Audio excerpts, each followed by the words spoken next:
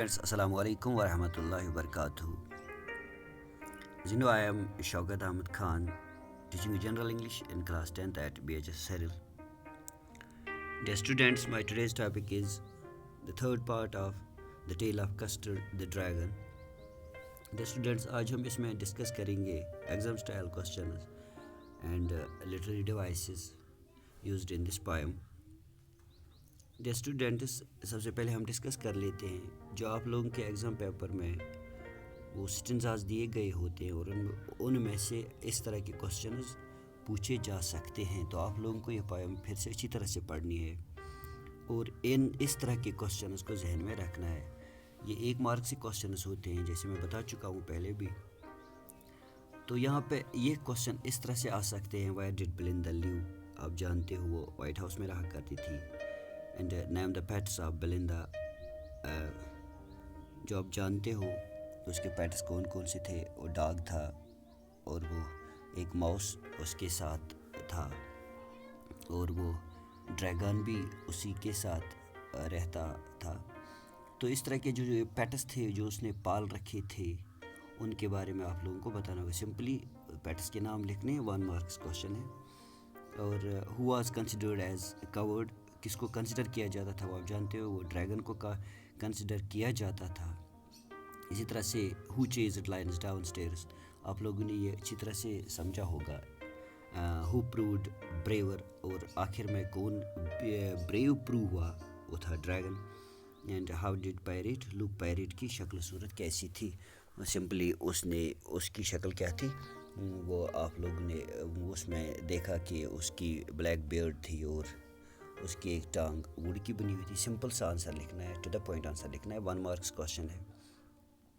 اسی طرح سے ڈیئر اسٹوڈنٹس، کچھ ڈیفیکلٹ ورڈس جو آپ لوگوں نے جاننے ضروری ہیں، یہ بھی اسی سٹنزا میں سے انہیں جو بھی کوئی بھی سٹنزا ہو وہاں پہ اس میں اور ایک کوشچن ہوتا ہے یہ the meaning of the following words. وہاں پہ 2 ورڈس دیے گئے ہوتے ہیں، 1 مارکس ہوتا ہے. تو اس طرح کے ورڈس ہو سکتے ہیں. It is really means really and truly means truly. And then dragon, it is an imaginary animal like a large lizard with wings and claws. اور اس کے بعد ہے ڈیئر اسٹوڈنٹس ویگن. میں بتا چکا ہوں ویگن از اے 4 wheeler cart simply.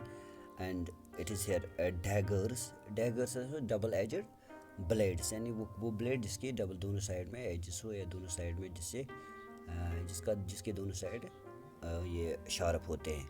اس کے بعد ہے dear students raise. It is when something is violent, یا somebody is or an animal when it is violent, we can say it is in rage. And giggle means dear students to laugh in a silly way. And fluster means to get confused, to confuse simply. اس کے بعد ہے pirate means a criminal who plunders at sea. اس کے بعد ہے gobble means to eat hastily. اتنے ہی ورڈس نہیں، بہت سارے ورڈس ہیں. اسی طرح سے آپ لوگ اور بھی سارے اس میں جو ورڈس آئے ہو ڈیفیکلٹ ورڈس ہوں گے ان کے آپ میننگ جاننے کی کوشش کریں اور ذہن میں رکھیں تاکہ کل اگر ایگزام میں جو کوئی بھی ورڈ آئے آپ اس کی میننگ لکھ پاؤ. اس کے بعد dear students expressions and suggestions. اس میں بہت سارے ہو سکتے ہیں، جو بھی کوئی سٹنزا دیا گیا ہو اس میں سے اس طرح کے ایکسپریشنز اینڈ سجیشنز آ سکتے ہیں. For example spikes on top, it means the Custard head spikes on his head. And scales underneath main it means the Custard head scales on the chest. And chimney for a nose, it here means Custard's nose looked like a chimney. And embrace, and Belinda embraced the dragon, it means to take in the arms with affection. جب ہم کسی کو لو سے یا پیار سے اس کو اپنے گلے لگاتے ہیں سمپلی، تو اس کو embrace بولتے ہیں. اس طرح سے mourn means to express sadness or to grieve on somebody's death, or when any animal or an human being suffers from an injury. اس کے بعد ڈیئر اسٹوڈنٹس لٹریری ڈیوائسز جو اس پویم میں یوز کیے گئے ہیں. لٹری ڈیوائس اگر آپ سے یہ سوال پوچھا جائے کہ اس کی ریم سکیم کیا ہے، تو میں بتا چکا ہوں آپ لوگوں کو کمیونٹی کلاسز میں بھی کہ اس کی ریم سکیم ہے AABB، یعنی پہلی جو لائنز ہے ان کی جو آخری ورڈز ہے ان کے سیم ساؤنڈ سے، پھر جو تیسری اور چوتھی لائن ہے ان میں ان کے آخری ورڈز کی ساؤنڈ ڈفرینٹ ہے، لیکن ان دو لائنز کی یعنی ڈفرینٹ کس سے، پہلے دو لائنز سے ڈفرینٹ ہے تیسری اور چوتھی لائن کا آخری ورڈ. تو اس طرح سے اس کو ہم اس طرح سے بھی سمجھا، میں پہلے بھی آپ لوگوں کو سمجھا چکا ہوں کہ اس کی یہ فارمولا ہم کیسے اپلائی کرتے ہیں. تو اس کی ریم سکیم ہے AABB. اس کے بعد ریپیٹیشن، اس میں ریپیٹ کون سی ورڈز کون سی لائنز کی گئی ہیں، جو وہ dragon always demand for the nice safe cage, وہ لائنز اس میں کئی بار ریپیٹ کی گئی ہیں، تو اس چیز کو ریپیٹیشن بولتے ہیں.